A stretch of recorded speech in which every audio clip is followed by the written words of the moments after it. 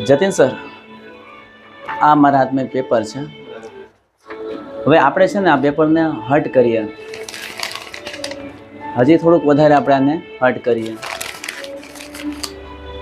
હજી એનાથી વધારે આપણે એને હટ કરીએ. હવે આપણે એને સોરી કહીએ,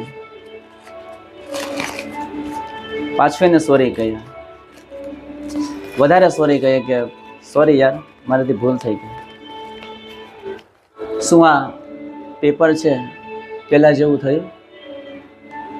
જતીન સર, તમે શું કહેશો? કહેવાનો મિનિંગ એ છે કે અત્યારના સમયની અંદર આપણે કોઈ પણ સામાન્ય આપણે ભૂલ કરતા હોઈએ છીએ.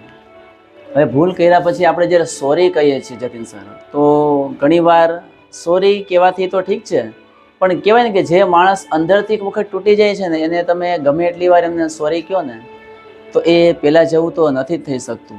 કારણ કે એના જે શબ્દો હોય છે ને, એના જીવનની અંદર કહેવાય કે હૃદયમાં ઘા લાગેલા હોય છે, એટલે એ એને ક્યારેય ભૂલાતા નથી.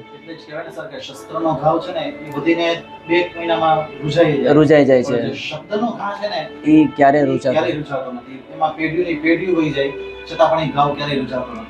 કારણ કે માણસ ભૂલ કરે છે ને, પછી ભૂલ કર્યા પછી આપણે સોરી કહેવાથી એમાં નીકળી જાય છે, પરંતુ મેં કીધું ને કે એ વસ્તુ લાંબા સમય સુધી વ્યક્તિને યાદ રહે છે. એનું કારણ એક જ છે કે એના કરતાં આપણાથી ભૂલ ન થાય એના માટેના ખાસ કરીને આપણે પ્રયત્ન કરવા જોઈએ, જેથી કરી આપણાથી કોઈ વ્યક્તિનું દિલ છે ક્યારે દુભાવવું ન જોઈએ. અને હંમેશા વ્યક્તિ જ્યારે આપને મળે ત્યારે આપણી પાસેથી એક હંમેશા એક આમ કહેવાય કે આનંદ સાથે પોતે આપણી પાસેથી ત્યાં પસાર થવો જોઈએ. ઓકે, તો આપણે ફરીથી એક નવા ટોપિકની સાથે મળતા રહેશું. ત્યાં સુધી જય હિન્દ, વંદે માતરમ, જયતુ ભારતમ.